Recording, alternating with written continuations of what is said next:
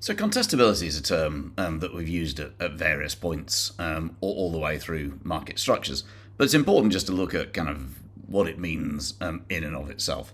And at its heart, it's a relatively straightforward concept. A contestable market is one in which there are no barriers to entry or exit. And as soon as you see that, people tend to conflate it, treat it as the same as perfect competition or monopolistic competition. But that's not necessarily the case. So it's not, it doesn't, although perfect competition and monopolistic competition are contestable, other markets could be as well. It is possible. So obviously perfect competition, monopolistic competition, they are by definition contestable. But it's possible, to have a contestable oligopoly. In other words, a contestable oligopoly is one in which it is possible for somebody to come and enter that market.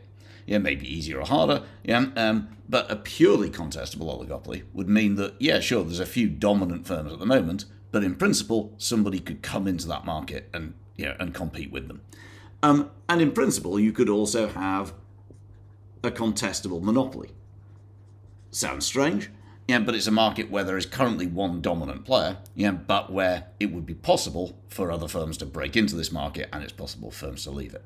So therefore there is a difference between contestability and competition. Competition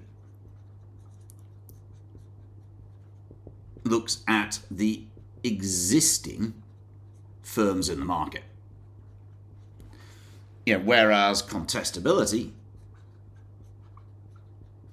what that is doing is it's looking at the threat of competition in the future, the possibility that new firms might enter this market. And that's why the reason that barriers to exit matter. If they're low, what that means is it's very easy for somebody to come into that market and then leave it again. So they can conduct what's sometimes called a hit and run.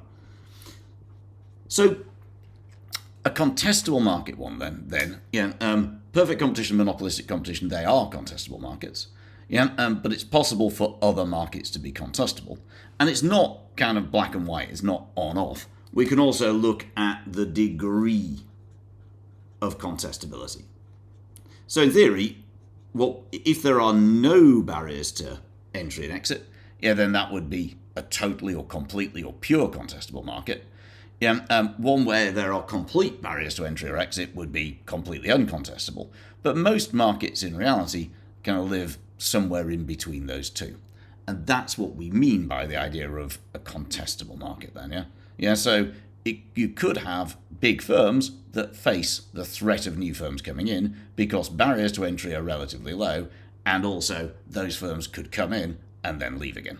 And that idea, that you could leave again, is important because it reduces the risk. So what that means is, if I see an opportunity, to make some quick profit, I can break into that market and I don't worry about the fact that I might then get tied into the long term. So I can come in, make some quick profit, and then leave again. That makes the market more contestable. It makes it more likely that somebody's going to want to come into it.